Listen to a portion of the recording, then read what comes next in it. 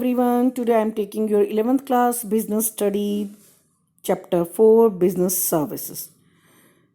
Today's topic is insurance. Insurance as in business services which provide or facilitate the business activity. Let's start with the meaning of insurance. Insurance means the indemnity against risk. In another word, we can say that the insurance is a contract or agreement under which one party agrees to return for consideration to pay an agreed amount of money to another party to make a losses, damages, and injury to something of value in which the insured has a pecuniary interest as a result of some uncertain event. Is it clear? यानी कि we can say that insurance is a provision against a risk. Is it clear? Insurance जो है risk के बदले में एक remedy है जिसको यूज़ किया जाता है बिजनेस के द्वारा ताकि उसके रिस्क को कम किया जाए. It's minimizing the risk, not eliminating the risk. Is it clear? Then the agreed और contract input in return is known as a policy. जो भी कॉन्ट्रैक्ट होता है इंश्योरेंस में उसको हम या कोई एग्रीमेंट होता है उसको हम पॉलिसी कहते हैं. The person whose risk is insured is called insured. Means जिस पर्सन या सब्जेक्ट मैटर का हमने इंश्योरेंस कराया है उसको हम इंश्योर्ड कहते हैं. इस पूरी स्लाइड में आगे इंश्योरेंस में हमेशा उसको इंश्योर्ड कहेंगे. And the firm which insures the risk और loss is known an insurer. और जो कंपनी इंश्योरेंस करती है उसको हम इंश्योरर कहते हैं. ठीक है, इंश्योरर भी कहते हैं और अगर लाइफ इंश्योरेंस होता तो एश्योरेंस भी कहते हैं. Is it clear? चलिए अब नेक्स्ट स्लाइड में जो हमने डिस्कस करना है that is the functions of insurance. What are the functions which are provided by the insurance? First function है providing certainty.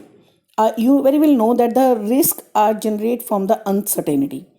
And insurance gave the provision against risk, so it provide the certainty of payment for the risk of loss, although there are uncertainties of happenings of time and amount of losses. It's clear? Next, protection. Next function है protection from the probable changes of loss by compensating for them as and when they happen. Means जब भी कभी कोई risk होगा तो उस risk को cover करने के लिए जो कंपनसेशन दिया जाएगा इंश्योरेंस कंपनी के द्वारा वो प्रोटेक्शन देता है उस अनसर्टेनिटी को फेस करने के लिए, उस लॉस को कवर करने के लिए. Is it clear? Next one is the risk sharing. Risk sharing on the happening of a risk event among the insured member by way of premium. Insurance company के साथ जब हम इंश्योरेंस एग्रीमेंट करते हैं तो हम प्रीमियम देते हैं according to time for a specific time period और उसके अगेंस्ट हमें क्या मिलता है? रिस्क को शेयर किया जाता है, यानी कि insurance shift the risk to the other heads. Is it clear? The next and the last function is assisting in capital formation. Means for the insurers as the fund are accumulated by a way of premium payment received from the insured.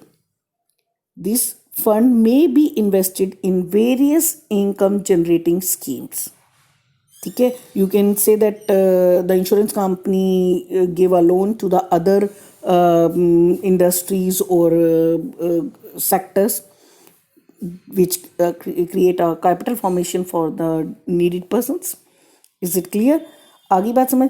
कहने की बात यह है कि insurance company में जो भी हम प्रीमियम फॉर्म में पेमेंट करते हैं ज़रूरी नहीं है कि वो सारी पेमेंट हमें रिस्क में ही इंश्योरेंस कंपनी की कवर हो जाए या खपत हो जाए जिसकी उस सारी. तो ऐसे में क्या होता है, जो भी पैसा इंश्योरेंस कंपनी के पास बच जाता है वो उस पैसे से कैपिटल फॉर्मेट करती है फाइनेंशियल मार्केट में.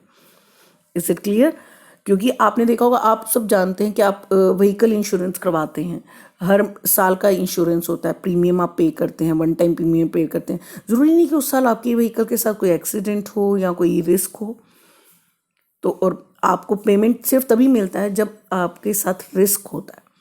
यानी कि अगर रिस्क नहीं हुआ तो वो सारा का सारा पेमेंट किसके पास जाता है? इंश्योरेंस कंपनी के पास।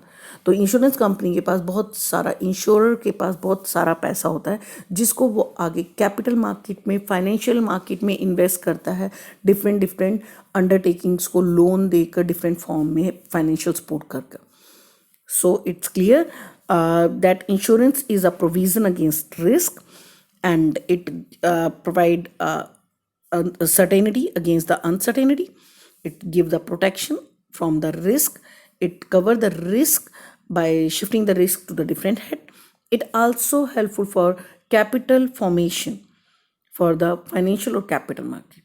I hope आपको ये समझ आ गया होगा। थैंक